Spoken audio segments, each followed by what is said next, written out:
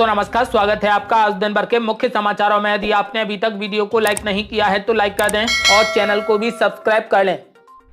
सोना, चांदी और नकद दान ने तोड़ दिए सारे रिकॉर्ड। माता वैष्णो देवी मंदिर में भक्तों ने बना दिया अनोखा रिकॉर्ड। जी आपको बता दें कि करोड़ों श्रद्धालुओं की आस्था का केंद्र माता वैष्णो देवी मंदिर में भक्तों का दान अब हर साल नए रिकॉर्ड बना रहा है। बीते 5 वर्षों में मंदिर को मिलने वाला दान 171.90 करोड़ रुपए तक पहुंच गया है। न केवल नकद चढ़ावा बल्कि सोने और चांदी के दान में भी ऐतिहासिक वृद्धि हुई है। श्राइन बोर्ड के अनुसार सोने का चढ़ावा 2020-21 में 9 किलोग्राम था, जो अब 2024-25 में बढ़कर 27 किलोग्राम हो गया है। वहीं चांदी का चढ़ावा भी 753 किलोग्राम से बढ़कर 3424 किलोग्राम तक पहुंच गया है।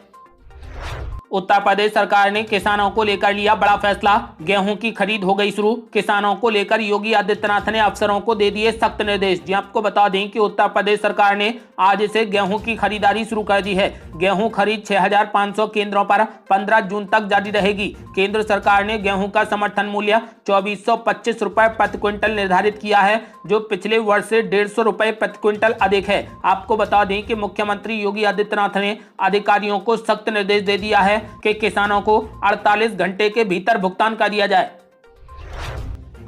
उत्तर प्रदेश में शिक्षा के नाम पर हो रहा बड़ा फर्जीवाड़ा। आजमगढ़ में सिर्फ कागजों पर चलते पाए गए 219 मदरसे। आपको बता दें कि यूपी में शिक्षा के नाम पर बड़ी धोखाधड़ी का मामला सामने आया। आजमगढ़ जिले में जांच के दौरान 219 मदरसे मात्र कागजों पर ही चलते पाए गए, जिसके बाद विभिन्न थानों में धोखाधड़ी के मामले दर्ज किए गए। पुलिस अधीक्षक ने बताया कि 219 मदरसे सिर्फ कागजों पर चल रहे थे और उनका कोई भी अस्तित्व नहीं है।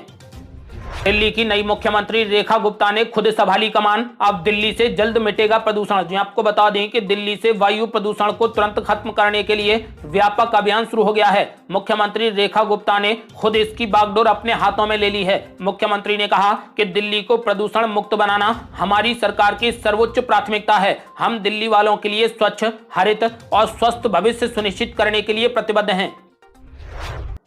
अखिलेश यादव ने मुख्यमंत्री योगी आदित्यनाथ पर बोला बड़ा हमला। बोले विभाजन की बात करने वाला योगी नहीं हो सकता। जी आपको बता दें कि अखिलेश यादव ने मुख्यमंत्री योगी आदित्यनाथ पर जोरदार निशाना साधा। उन्होंने साफ कहा कि मुख्यमंत्री दूसरों का दर्द नहीं समझते। अखिलेश यादव ने मीडिया से बातचीत करते हुए भाजपा सरकार पर कई गंभीर आरोप लगाए कि राज्य में सत्तारूढ़ पार्टी नफरत की राजनीति कर रही है और उसने युवाओं, किसानों और आम लोगों को धोखा दिया है। अखिलेश यादव ने कहा कि जो समाज में विभाजन की बात करता है वो योगी नहीं हो सकता।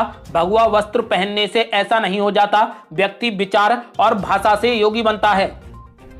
केदारनाथ में गैर हिंदुओं के प्रवेश पर बैन संबंधी भाजपा विधायक के बयान पर हुआ हंगामा। अब कांग्रेस पार्टी ने साधा निशाना। जी आपको बता दें कि बीजेपी विधायक आशा नौटियाल ने केदारनाथ मंदिर में गैर हिंदुओं के प्रवेश को प्रतिबंधित करने की मांग की थी, जिस पर अब हंगामा खड़ा हो गया। अब इस पर कांग्रेस पार्टी का बड़ा बयान सामने आया। कांग्रेस नेता और उत्तराखंड के पूर्व मुख्यमंत्री हरीश रावत ने कहा कि बीजेपी नेताओं को सनसनीखेज बयान देने की अब आदत हो गई है। मध्य प्रदेश में 50 किलोमीटर प्रति घंटे की रफ्तार से चलेंगी हवाएं। मौसम विभाग ने झमाझम बारिश का येलो और ऑरेंज अलर्ट कर दिया जारी। जी आपको बता दें कि मौसम विभाग ने मध्य प्रदेश में अगले 24 घंटे के दौरान अलग अलग हिस्सों में गरज चमक के साथ बौछारें पड़ने या बूंदाबांदी का अनुमान लगाया है। IMD की माने तो 20 से 23 मार्च के दौरान पूर्व मध्य भारत के अलग अलग हिस्सों में आंधी, बिजली और तेज हवाओं के साथ छिटपुट से भारी बारिश होने की संभावना है। मुसलमानों को लेकर बीजेपी नेता नितिन गडकरी ने दिया बड़ा बयान। बोले मुसलमान अधिक IAS और IPS बने तो समाज का भला होगा। जी आपको बता दें कि बीजेपी नेता नितिन गडकरी ने कहा कि वो सार्वजनिक संवाद में जाति और धर्म को नहीं लाते हैं। उन्होंने कहा कि वो ऐसा इसलिए करते हैं क्योंकि उन्हें विश्वास है कि लोग समाज की सेवा को सबसे ऊपर मानते हैं। उन्होंने अपनी चुनावी यात्रा का जिक्र करते हुए कहा कि जो करेगा जात की बात उसको मारूंगा लात। साथ ही नितिन गडकरी ने कहा कि अगर मुस्लिम समुदाय से ज्यादा इंजीनियर, IPS और IAS अधिकारी निकलते हैं तो सभी का विकास होगा। उन्होंने ये भी कहा कि हमारे पास पूर्व राष्ट्रपति डॉक्टर APJ अब्दुल कलाम का उदाहरण है।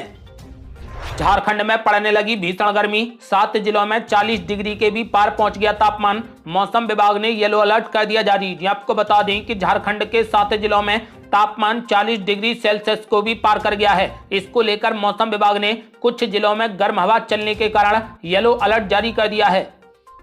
हरियाणा सरकार ने लिया बड़ा फैसला। अब राजस्थान में ग्राम पंचायत स्तर पर भी खुलेंगी लाइब्रेरी। जी आपको बता दें कि राजस्थान में अब ग्राम पंचायत स्तर पर भी सार्वजनिक पुस्तकालय खोले जाएंगे, जिसकी शुरुआत भरतपुर और जोधपुर जिले से की जाएगी। शिक्षा विभाग के एक प्रवक्ता ने इस बात की जानकारी दी। इन लाइब्रेरियों में 20 विद्यार्थियों के बैठने और कंप्यूटर की सुविधा दी जाएगी। इन लाइब्रेरियों में चरित्र निर्माण और करियर मार्गदर्शन करने से जुड़ी पुस्तकें उपलब्ध कराई जाएंगी।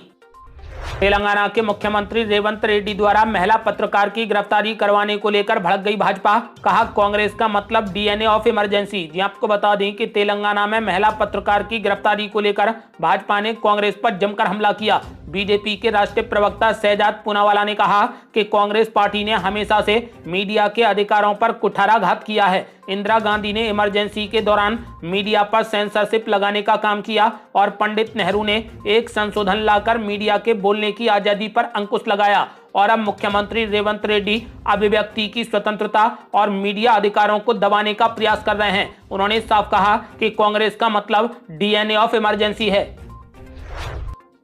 अब लोगों की जान भी बचाएंगे फूड डिलीवरी बॉयज, मिल रही सीपीआर देने की ट्रेनिंग। जी आपको बता दें कि जेनजो 5G एम्बुलेंस सेवाओं की एक पहल ने अब भारत के कई राज्यों और शहरों में जोमेटो डिलीवरी बॉयज को सड़कों पर चिकित्सा आपातकाल की स्थिति में सीपीआर और बुनियादी प्राथमिक उपचार देने में प्रशिक्षित किया है। इस पहल का उद्देश्य आपातकालीन स्थिति के लिए लोगों को तैयार रखना है। इस कोशिश में डिलीवरी कर्मियों को जीवन रक्षक तकनीकों के बारे में अब शिक्षित किया जा रहा है।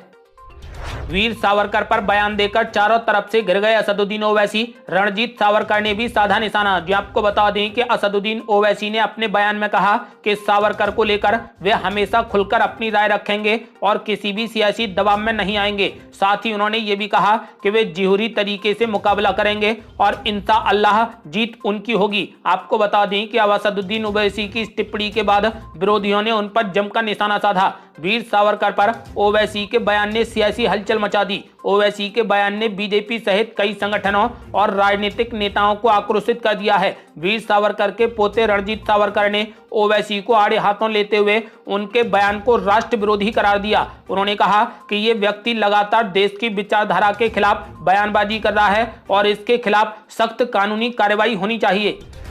कांग्रेस नेता की गिरफ्तारी के बाद भड़क गई कांग्रेस पार्टी। कहा यह बर्बरता से भी बदतर है। जी आपको बता दें कि असम में कांग्रेस पार्टी के प्रवक्ता रीतम सिंह की गिरफ्तारी को लेकर अब राजनीतिक माहौल बेहद गर्म हो गया है। कांग्रेस पार्टी के नेता जयराम रमेश ने इस कार्रवाई की कड़ी आलोचना करते हुए इसे बर्बरता से भी बदतर करार दिया। पार्टी का साफ कहना है कि सिंह की सोशल मीडिया पोस्ट पूरे तरीके से उचित थी, उसके बावजूद भी उन्हें गिरफ्तार कर लिया गया, जिससे सरकार की मंशा पर सवाल खड़े हो रहे हैं। असदुद्दीन ओवैसी ने पाकिस्तान को लेकर दे दिया ऐसा बयान कि भड़क गई मुस्लिम जमात। कहा पाकिस्तान चले जाएं ओवैसी। जी आपको बता दें कि असदुद्दीन ओवैसी ने होली के दिन मस्जिदों को ढके जाने पर मोदी सरकार और उत्तर प्रदेश सरकार पर जमकर निशाना साधा।